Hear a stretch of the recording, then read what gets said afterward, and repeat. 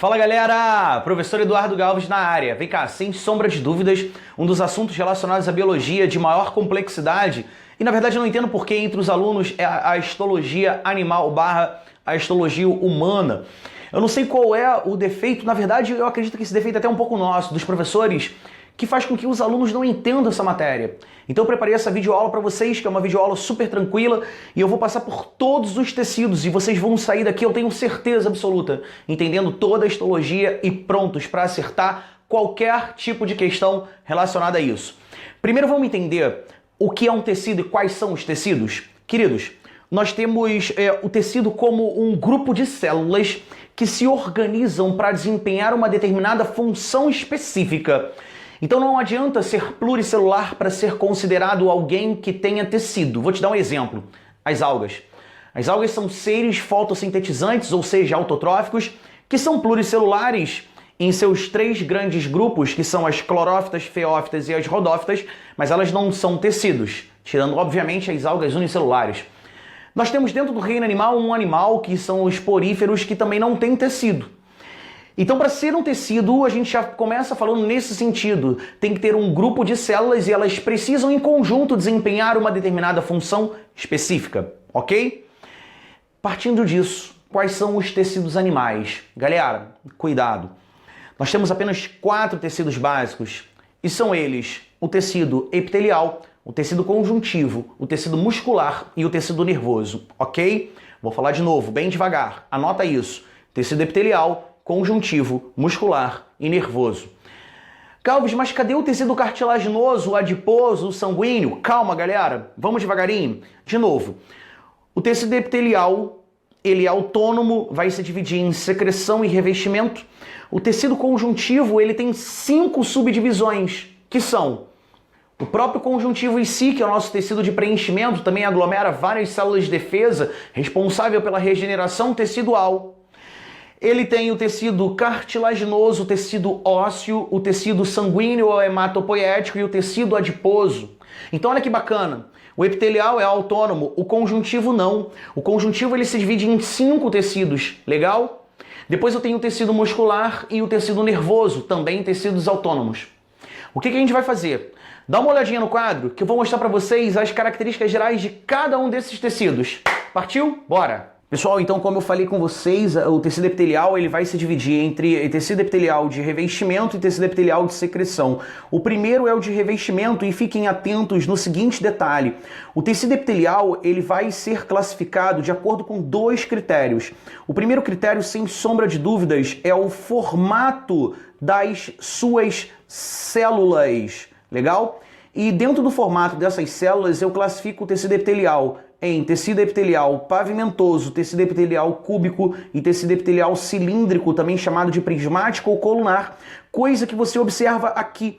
Aqui eu tenho o tecido epitelial pavimentoso ou escamoso, aqui eu tenho o tecido epitelial cúbico e aqui eu tenho o tecido epitelial cilíndrico ou colunar. Uma outra classificação é com relação ao número de camadas. Se ele tiver uma camada, ele é simples. Se ele tiver várias camadas, estratificado. Isso no pavimentoso. No cúbico a mesma coisa. Se ele tiver uma camada, ele é simples. Várias camadas, estratificado. Depois no colunar eu tenho 3 classificações. Uma camada ele é simples, várias camadas ele é estratificado e quando ele parece ter várias camadas, mas é uma só, é o famoso tecido epitelial pseudoestratificado. Olha que interessante, ele é extremamente importante para a tua prova. Depois, galera, a gente tem o tecido epitelial de secreção e nele a gente tem 2 tipos de tecido epitelial de secreção. Eu tenho o tecido epitelial de secreção que a gente chama de secreção exócrina, legal? E eu tenho o tecido epitelial de secreção endócrina, que fica mais aqui embaixo. Qual é a diferença dos 2 caras? Queridos, a secreção exócrina é uma secreção para fora do sangue, ou seja, essa célulazinha aqui, ó, ela produz a secreção, essa secreção sai através desse ducto e vai para o meio externo, é fora do sangue. Agora, No tecido epitelial de secreção endócrina, eu vou ter vasos sanguíneos ao redor desse cara, ele vai produzir uma secreção no interior das células glandulares e essa secreção ela vai cair diretamente na corrente sanguínea. Lembrando que a secreção endócrina é sempre feita à base de quê? À base de hormônios. Perfeito? Vamos seguir, vamos dar uma olhada nos outros. Galerinha, como eu falei, dá uma olhada aí, ó, o conjuntivo ele vai se desmembrar em vários, como por exemplo o tecido conjuntivo propriamente dito. O tecido conjuntivo propriamente dito, ele é dividido em tecido conjuntivo propriamente dito frouxo e o tecido conjuntivo propriamente denso. Legal? E aí o que acontece? A gente tem o tecido cartilaginoso, a gente tem o tecido adiposo, o tecido ósseo e o tecido também chamado de sanguíneo ou hematopoiético, beleza? Galera, seguindo a gente tem aí ó, os tipos de tecido muscular e a gente vai destacar alguns. O tecido muscular estriado esquelético, beleza? Eu tenho o tecido muscular estriado cardíaco e eu tenho um músculo chamado de músculo liso. Vamos anotar isso para você não esquecer depois? Então aqui eu tenho o famoso músculo liso, que também é um músculo chamado de músculo visceral. Eu tenho aqui o músculo estriado cardíaco, que a gente encontra no coração. E aqui a gente tem o músculo estriado esquelético. Galera, esses músculos, eles vão se diversificar de acordo com características básicas. Repare o seguinte, o músculo estriado esquelético e o estriado cardíaco, ele tem estriações na sua estrutura. Olha aqui, o estriado cardíaco, ele também tem várias estriações, coisa que o músculo liso não apresenta. Agora, presta bem atenção na diferença entre esses caras.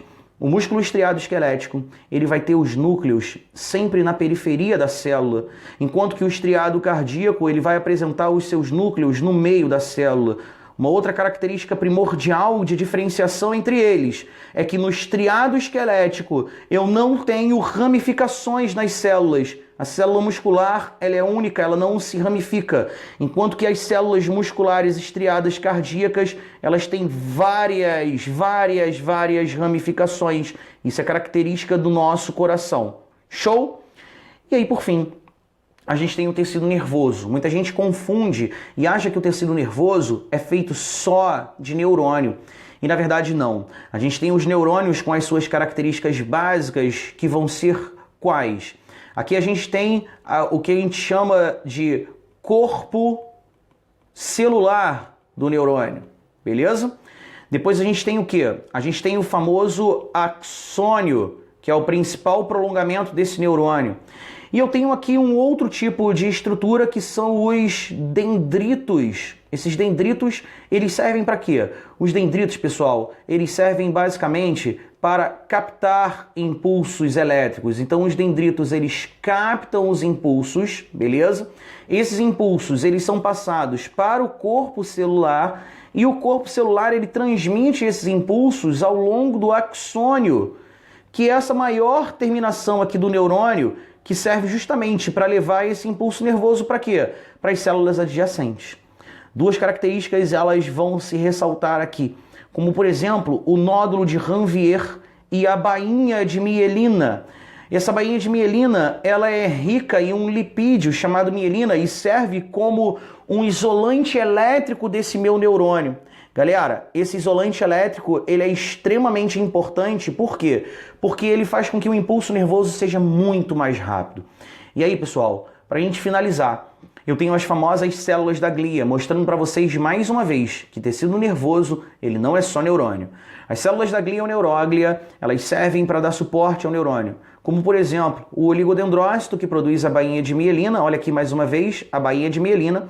Eu tenho o astrócito, que faz a nutrição e excreção do neurônio, principalmente. E eu tenho a micróglia, que é uma célula fagocitária, derivada de um monócito sanguíneo, que faz a defesa do sistema nervoso. Lembrando que eu tenho mais uma célulazinha da glia que não apareceu ali. Eu tenho aqui uma célula chamada célula de Schwann.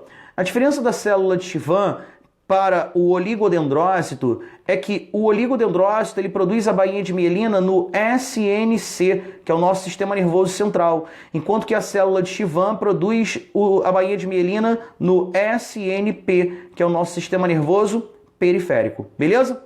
Volta para cá, galera, dá uma olhada aí. Perceberam que não é tão complicado assim a diversificação e as características principais de cada um dos nossos tecidos?